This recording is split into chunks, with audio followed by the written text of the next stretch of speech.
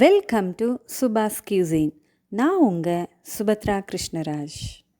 Fitness ஃப்ரைடேயில் இன்றைக்கி நாம் பார்க்க போகிறது முருங்கைப்பூ சாதம்.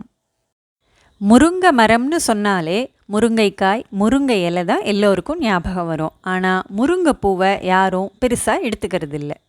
முருங்கைப்பூவோட மருத்துவ குணங்களை நம்மளில் பல பேர் தெரிஞ்சிக்காம தான் இருக்கும். இதில் vitamin A, thiamine, biotin, niacin, folate, ascorbic acid, calcium, potassium, iron, magnesium இப்படி நிறைய சத்துக்கள் அடங்கியிருக்கு. முருங்கை மரம்னு எடுத்துட்டோம்னா அதனோட வேர், பட்டை, இலை, காய், பூ, விதை, ஏன் அதிலிருந்து வர கோந்து கூட பலன் தரக்கூடியது தாங்க. முருங்கை மரத்தை பிரம்ம விருட்சம்னு சித்தர்கள் சொல்கிறாங்க. முருங்கை பூவை சாப்பிட்றதுனால என்னென்ன நன்மைகள் கிடைக்கும்னு பார்த்துடலாமா? முதல்ல குழந்தையின்மை பிரச்சனையை சரி செய்யுது. நரம்பு தளர்ச்சி பிரச்சனைக்கும் இது ஒரு மருந்தாக இருக்குது. குழந்தைகளோட ஞாபக சக்தியை அதிகப்படுத்துது. வயதான காலத்தில் வர்ற மறதியை கட்டுப்படுத்துது. மேலும் தலைவலி, பார்வை மங்கல், கண் பிரச்சனை இவற்றையும் சரி செய்யுது. முருங்கைப்பூவில் சாதம் மட்டும் இல்லைங்க, முட்டை போட்டு முருங்கைப்பூ பொடி மாசாவும் செய்யலாம், இல்லை தனியாக முருங்கைப்பூ பொரியலாகவும் செய்யலாம். இப்போது முருங்கைப்பூ சாதம் செய்முறையை பார்த்துடலாம். அதுக்கு முன்னாடி என்னோட சுபாஸ் கியூசின் சேனலை சப்ஸ்கிரைப் பண்ணாதவங்க சப்ஸ்கிரைப் பண்ணிக்கோங்க, பெல் ஐக்கனையும் கிளிக் பண்ணிக்கோங்க. ஃபஸ்ட்டு ஸ்டவ் ஆன் பண்ணிக்கலாம். ஒரு கடாயில் 4 ஸ்பூன் நெய் சேர்த்துக்கலாம். இந்த சாதத்துக்கு எண்ணெய் சேர்த்தா நல்லா இருக்காது, அதனால் முழுசாக நெய்யே சேர்த்துக்கலாம். நெய் சூடானதும் 1 ஸ்பூன் சீரகத்தை போட்டு பொரிய விடுங்க.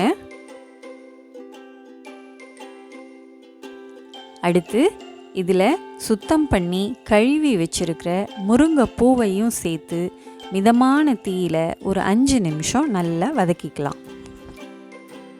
முருங்கைப்பூ நிறைய வெந்து சுருங்கவும் கூடாது, அதே சமயம் பச்சையாகவும் எடுத்துடக்கூடாது, மீடியமாக வேகணும். 4லிருந்து 5 நிமிஷம் வரைக்கும் வதக்குனா சரியாக இருக்கும். இப்போது முருங்கைப்பூ சரியான பதத்தில் வெந்திருக்கு. இதனோட நான் ஒரு 3 கப் வடித்த சாதத்தை சேர்த்துக்கிறேன். தேவையான அளவு உப்பையும் சேர்த்துக்கலாம். அடுத்து 1 ஸ்பூன்லேருந்து 1.5 ஸ்பூன் அளவுக்கு மிளகு எடுத்துக்கலாம். இதை ஃப்ரெஷ்ஷாக இடித்து பொடி பண்ணி சேர்க்க போகிறோம்.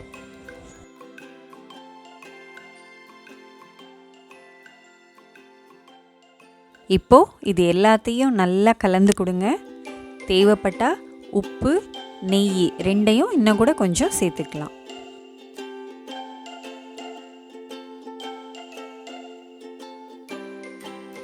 என்ன இது ரொம்ப சிம்பிளாக இருக்கேன்னு யோசிக்க வேண்டாம். ஹெல்த்தியான டிஷ்ஷஸ் எல்லாம் எப்போவுமே சிம்பிளாக தான் இருக்கும்.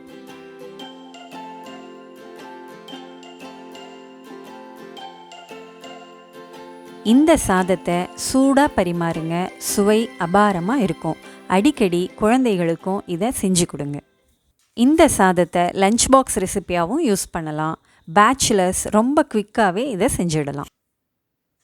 இது ரொம்பவே சிம்பிளான டிஷ்ஷாக இருந்தாலும் ரொம்ப ரொம்ப சத்துள்ள உணவு. செஞ்சு பாருங்கள். வாழ்க வளமுடன்.